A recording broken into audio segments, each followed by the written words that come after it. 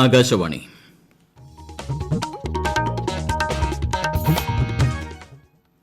നമസ്കാരം. പ്രാദേശിക വാർത്തകൾ വായിക്കുന്നത് ഗോപകുമാർ.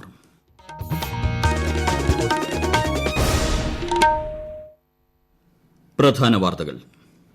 ലൈഫ് പദ്ധതിയിൽ പിന്നോട്ടില്ലെന്ന് സർക്കാർ. വിഷയത്തെ ചൊല്ലി പ്രതിപക്ഷം നിയമസഭയിൽ നിന്ന് ഇറങ്ങിപ്പോയി. സംസ്ഥാനത്തേക്കുള്ള കോവിഡ് വാക്സിനുകൾ എത്തിത്തുടങ്ങി. ആദ്യഘട്ടത്തിൽ എത്തുക 4,33,500 ഡോസ് വാക്സിനുകൾ. സർക്കാർ ഓഫീസുകളിൽ ഏർപ്പെടുത്തിയ ശനിയാഴ്ചകളിലെ അവധി നിർത്തലാക്കാൻ തീരുമാനം. സംസ്ഥാനത്ത് 6,004 പേർക്ക് കൂടി കോവിഡ് ബാധ. 5,158 പേർക്ക് രോഗമുക്തി. കോവിഡ് വ്യാപനത്തെ തുടർന്ന് അടച്ചിട്ടിരുന്ന സിനിമാ പ്രദർശനശാലകൾ തുറന്നു. ISL ഫുട്ബോളിൽ ഇന്ന് ഒഡീഷ ചെന്നൈയിൻ FC മത്സരം. വാർത്തകൾ വിശദമായി. രാജ്യവ്യാപകമായി കോവിഡ് വാക്സിൻ വിതരണത്തിന്റെ ഭാഗമായി സംസ്ഥാനത്ത് ശനിയാഴ്ച നടക്കുന്ന ആദ്യഘട്ട കുത്തിവയ്പിനുള്ള വാക്സിൻ ഡോസുകൾ സംസ്ഥാനത്തെത്തി. പൂനെ സീറം ഇൻസ്റ്റിറ്റ്യൂട്ടിൽ നിന്ന് വാക്സിൻ ഡോസുകളുമായി നെടുമ്പാശ്ശേരി വിമാനത്താവളത്തിൽ ആദ്യ വിമാനം ഇറങ്ങി. തിരുവനന്തപുരം, കോഴിക്കോട് വിമാനത്താവളങ്ങളിലും ഇന്ന് തന്നെ വാക്സിനെത്തും. ആദ്യഘട്ടത്തിൽ 4,33,500 ഡോസ് കോവിഷീൽഡ് വാക്സിൻ എത്തുന്നത്. തിരുവനന്തപുരം, എറണാകുളം, കോഴിക്കോട് എന്നിവിടങ്ങളിലെ റീജിയണൽ വാക്സിൻ സ്റ്റോറുകളിൽ സൂക്ഷിക്കുന്ന വാക്സിൻ പിന്നീട് വിതരണ കേന്ദ്രങ്ങളിലേക്ക് മാറ്റും. തിരുവനന്തപുരത്ത് 1,34,000 ഡോസും എറണാകുളത്ത് 1,80,000 ഡോസും കോഴിക്കോട് 1,19,500 ഡോസും വാക്സിനുകളാണ് ശേഖരിക്കുക. കൊല്ലം, പത്തനംതിട്ട, ആലപ്പുഴ ജില്ലകളിലേക്കുള്ള വാക്സിനുകൾ തിരുവനന്തപുരം റീജിയണൽ വാക്സിൻ സ്റ്റോറിൽ നിന്ന് നാളെ വിതരണം ചെയ്യും. 37,550 ഡോസ് വാക്സിൻ തൃശൂർ ജില്ലാ മെഡിക്കൽ ഓഫീസിലെത്തിച്ചു. സംസ്ഥാനത്ത് ആദ്യഘട്ടത്തിൽ 133 കേന്ദ്രങ്ങളിലാണ് വാക്സിൻ പ്രയോഗം നടക്കുന്നത്. സംസ്ഥാനത്ത് ഏറ്റവും അധികം വാക്സിൻ വിതരണം ചെയ്യുന്നത് എറണാകുളം ജില്ലയിലാണ്. വിശദാംശങ്ങളുമായി ആകാശവാണി കൊച്ചി ലേഖകൻ NC ജയചന്ദ്രൻ. സംസ്ഥാനത്ത് ഏറ്റവും അധികം ഡോസ് വാക്സിൻ വിതരണം ചെയ്യുന്നത് എറണാകുളത്താണ്. 12 കേന്ദ്രങ്ങളിലാണ് ആദ്യഘട്ടത്തിൽ വാക്സിൻ വിതരണം. ഇതിനായി 2000-ൽ അധികം ആരോഗ്യ പ്രവർത്തകർക്ക് പരിശീലനം നൽകിയിട്ടുണ്ട്. ഒരു കേന്ദ്രത്തിൽ പരമാവധി 100 പേർക്കാണ് ഒരു ദിവസം വാക്സിൻ നൽകുക. ജില്ലയിൽ ആദ്യഘട്ടത്തിൽ വിതരണത്തിനായി 1,80,000 വാക്സിനുകളാണ് എത്തിക്കുന്നത്. എറണാകുളത്ത് റീജിയണൽ വാക്സിൻ സ്റ്റോറിലാണ് വാക്സിൻ സംഭരിക്കുക. കോവിൻ പോർട്ടൽ വഴിയാണ് ആദ്യഘട്ടത്തിൽ കോവിഡ് വാക്സിൻ സ്വീകരിക്കേണ്ട വ്യക്തികളെ തിരഞ്ഞെടുക്കുന്നത്. വാക്സിൻ സ്വീകരിക്കേണ്ട വ്യക്തികൾക്ക് മെസ്സേജ് വഴി കേന്ദ്രവും സമയവും അറിയിക്കും. ആദ്യഘട്ടത്തിൽ വാക്സിൻ നൽകേണ്ടവരുടെ മുൻഗണനാ പട്ടിക തയ്യാറാക്കുന്നത് കേന്ദ്ര ആരോഗ്യ മന്ത്രാലയത്തിന്റെ മാർഗനിർദ്ദേശങ്ങൾ പരിഗണിച്ചായിരിക്കും. കേരളത്തിൽ ഇന്ന് 6,004 പേർക്ക് കോവിഡ് സ്ഥിരീകരിച്ചു. 5,158 പേർ രോഗമുക്തി നേടി. കഴിഞ്ഞ 24 മണിക്കൂറിനിടെ 69,081 സാമ്പിളുകളാണ് പരിശോധിച്ചത്. 53 ആരോഗ്യ പ്രവർത്തകർ ഉൾപ്പെടെ 5,401 പേർക്ക് സമ്പർക്കത്തിലൂടെയാണ് രോഗബാധ. 477 പേരുടെ രോഗ ഉറവിടം വ്യക്തമല്ല. 26 മരണങ്ങളാണ് ഇന്ന് കോവിഡ് ബാധ മൂലം സ്ഥിരീകരിച്ചത്. ലൈഫ് മിഷൻ പദ്ധതി വിഷയത്തിൽ നിയമസഭ ബഹിഷ്കരിച്ച് പ്രതിപക്ഷം. ഒരു റിപ്പോർട്ട്. ലൈഫ് മിഷൻ പദ്ധതിയുമായി ബന്ധപ്പെട്ട് പ്രതിപക്ഷം നിയമസഭയിൽ കൊണ്ടുവന്ന അടിയന്തര പ്രമേയ നോട്ടീസിന് അനുമതി നിഷേധിച്ചതിനെ തുടർന്ന് പ്രതിപക്ഷം സഭ ബഹിഷ്കരിച്ച് ഇറങ്ങിപ്പോയി. രാജ്യത്തിന് തന്നെ മാതൃകയായ ലൈഫ് മിഷനെ താറടിച്ചു കാണിക്കാനുള്ള ശ്രമങ്ങൾ നടക്കുകയാണെന്ന് തദ്ദേശ സ്വയംഭരണ വകുപ്പ് മന്ത്രി AC മൊയ്തീൻ പറഞ്ഞു. ലൈഫ് പദ്ധതിയുമായി ബന്ധപ്പെട്ട അഴിമതി ആരോപണം സഭ നിർത്തിവച്ച് ചർച്ച ചെയ്യണമെന്നാവശ്യപ്പെട്ട് അനിൽ അക്കരെയാണ് അടിയന്തര പ്രമേയത്തിനുള്ള അവതരണ അനുമതിക്ക് നോട്ടീസ് നൽകിയത്. എന്തുവന്നാലും പദ്ധതിയുമായി മുന്നോട്ടു പോകുക തന്നെ ചെയ്യുമെന്നും വടക്കാഞ്ചേരി പദ്ധതിയുടെ പേരിൽ ലൈഫ് പദ്ധതിയെ തന്നെ അട്ടിമറിക്കാൻ പ്രതിപക്ഷം ശ്രമം നടത്തുന്നതായും മന്ത്രി ആരോപണമുന്നയിച്ചു. ഭവനരഹിതർക്ക് വീട് വെച്ച് നൽകുന്നതിനായി UAE ആസ്ഥാനമായി പ്രവർത്തിക്കുന്ന സന്നദ്ധ സംഘടന ഏറ്റെടുത്ത് നടപ്പാക്കിയ വടക്കാഞ്ചേരി ഫ്ളാറ്റ് പദ്ധതിയിൽ സംസ്ഥാന സർക്കാരിന് സാമ്പത്തിക ഉത്തരവാദിത്തമില്ലെന്നും മന്ത്രി സഭയിൽ വ്യക്തമാക്കി. അതേസമയം ലൈഫ് പദ്ധതിയെ പ്രതിപക്ഷം എതിർക്കുന്നില്ലെന്ന് അടിയന്തര പ്രമേയ നോട്ടീസ് നൽകിയ അനിൽ അക്കരെ MLA നിയമസഭയിൽ പറഞ്ഞു. വടക്കാഞ്ചേരി ലൈഫ് പദ്ധതിയുമായി ബന്ധപ്പെട്ട CBI അന്വേഷണം ഹൈക്കോടതി ശരിവച്ച നടപടി സംസ്ഥാന സർക്കാരിനേറ്റ കനത്ത പ്രഹരമാണെന്ന് പ്രതിപക്ഷ നേതാവ് രമേശ് ചെന്നിത്തല പറഞ്ഞു. News desk Akashvani. കിഫ്ബി രണ്ടാം ഘട്ടത്തിലേക്ക് കടക്കുന്ന കാര്യം സംസ്ഥാന സർക്കാർ ആലോചിച്ചിട്ടില്ലെന്ന് ധനമന്ത്രി TM തോമസ് ഐസക് നിയമസഭയെ അറിയിച്ചു. ഇതിനകം ഏറ്റെടുത്ത 65,000 കോടിയോളം ചെലവ് വരുന്ന പദ്ധതികൾ ഭംഗിയായി നടപ്പാക്കാനാണ് ഇപ്പോൾ ലക്ഷ്യമിടുന്നതെന്നും മന്ത്രി സഭയെ അറിയിച്ചു. സംസ്ഥാനത്തെ ട്രഷറികൾ സുരക്ഷിതമെന്ന് ധനമന്ത്രി TM തോമസ് ഐസക്. ട്രഷറി തട്ടിപ്പ് സോഫ്റ്റ്വെയർ പിഴവ് മൂലമല്ലെന്നും ഇപ്പോൾ നടക്കുന്ന അന്വേഷണം പൂർത്തിയായ ശേഷം തുടർ നടപടിയുണ്ടാകുമെന്നും മന്ത്രി നിയമസഭയിൽ വ്യക്തമാക്കി. കരിപ്പൂർ അന്താരാഷ്ട്ര വിമാനത്താവളത്തിലെ കസ്റ്റംസ് വിഭാഗത്തിൽ CBIയുടെ മിന്നൽ പരിശോധന.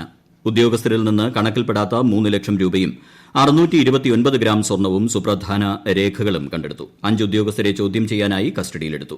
കൊച്ചിയിൽ നിന്നെത്തിയ പ്രത്യേക സിബിഐ സംഘമാണ് റെയ്ഡ് നടത്തിയത്.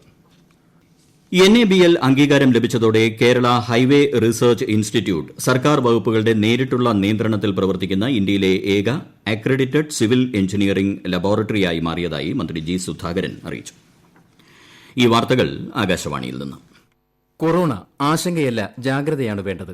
കേന്ദ്ര ആരോഗ്യ മന്ത്രാലയം പുറപ്പെടുവിക്കുന്ന നിർദ്ദേശങ്ങൾ. ജനങ്ങൾ കൂട്ടം കൂടുന്നത് ഒഴിവാക്കുക. ഇടയ്ക്കിടെ കൈകൾ സോപ്പും വെള്ളവും ഉപയോഗിച്ചോ സാനിറ്റൈസർ ഉപയോഗിച്ചോ വൃത്തിയാക്കുക. നിർബന്ധമായും മാസ്ക് ധരിക്കുക. പനിയോ ചുമയോ ശ്വാസതടസ്സമോ തുടരുന്ന സാഹചര്യത്തിൽ വൈദ്യസഹായം തേടുക. കൊറോണയെ സംബന്ധിച്ച വിവരങ്ങൾക്ക് ആരോഗ്യ മന്ത്രാലയത്തിന്റെ 1075 ലും ദിശയുടെ 1056 ബന്ധപ്പെടാം.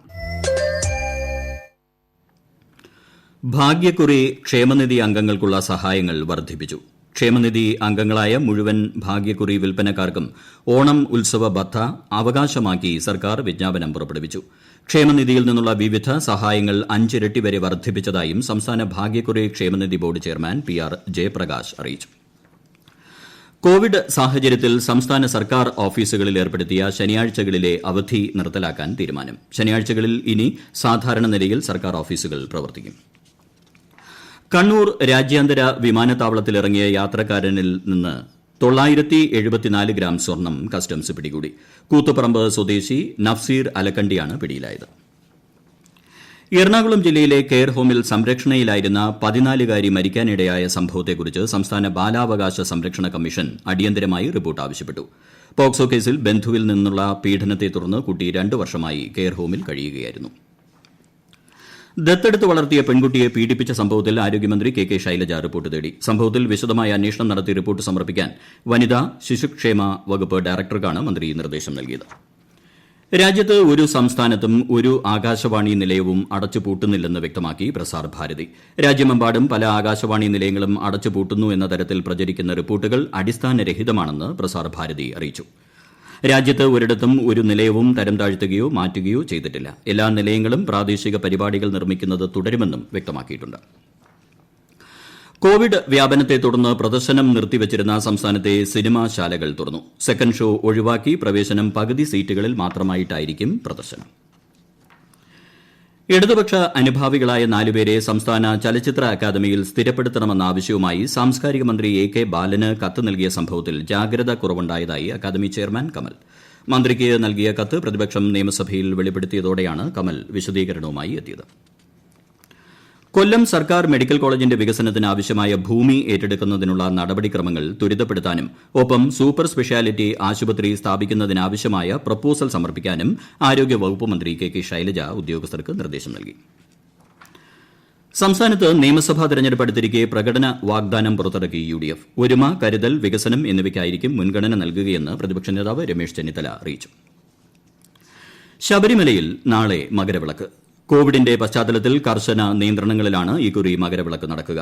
മുൻകൂട്ടി രജിസ്റ്റർ ചെയ്ത 5000 പേർക്ക് മാത്രമേ മകരവിളക്ക് ദർശനത്തിന് അനുമതിയുള്ളൂ. വൈറ്റില മേൽപ്പാലം ഉദ്ഘാടനത്തിന് മുൻപ് അനധികൃതമായി തുറന്നുകൊടുത്ത കേസിൽ V4 കൊച്ചി നേതാവ് നിപുൺ ചെറിയാന് എറണാകുളം സെഷൻസ് കോടതി ജാമ്യം അനുവദിച്ചു. കേസിൽ 1-ാം പ്രതിയാണ് നിപുൺ ചെറിയാൻ. പ്രധാന വാർത്തകൾ വീണ്ടും. ലൈഫ് പദ്ധതിയിൽ പിന്നോട്ടില്ലെന്ന് സർക്കാർ. വിഷയത്തെ ചൊല്ലി പ്രതിപക്ഷം നിയമസഭയിൽ നിന്ന് ഇറങ്ങിപ്പോയി. സംസ്ഥാനത്തേക്കുള്ള കോവിഡ് വാക്സിനുകൾ എത്തിത്തുടങ്ങി. ആദ്യഘട്ടത്തിൽ എത്തുക 4,33,500 ഡോസ് വാക്സിനുകൾ. സർക്കാർ ഓഫീസുകളിൽ ഏർപ്പെടുത്തിയ ശനിയാഴ്ചകളിലെ അവധി നിർത്തലാക്കാൻ തീരുമാനം. സംസ്ഥാനത്ത് 6,004 പേർക്ക് കൂടി കോവിഡ് ബാധ. 5,158 പേർക്ക് രോഗമുക്തി. കോവിഡ് വ്യാപനത്തെ തുടർന്ന് അടച്ചിട്ടിരുന്ന സിനിമാ പ്രദർശനശാലകൾ തുറന്നു. ISL ഫുട്ബോളിൽ ഇന്ന് ഒഡീഷ ചെന്നൈയിൻ FC മത്സരം. പ്രാദേശിക വാർത്തകൾ കഴിഞ്ഞു. ആകാശവാണി വാർത്തകളും വാർത്താ അധിഷ്ഠിത പരിപാടികളും all India radio news Thiruvananthapuram എന്ന യൂട്യൂബ് ചാനലിൽ ലഭ്യമാണ്. കൂടുതൽ വാർത്തകൾക്കായി @all India radio news Thiruvananthapuram എന്ന ഫേസ്ബുക്ക് പേജും @AAR_News_TVM എന്ന ട്വിറ്റർ ഹാൻഡിലും സന്ദർശിക്കാം. അടുത്ത വാർത്താ പ്രക്ഷേപണം 7:25.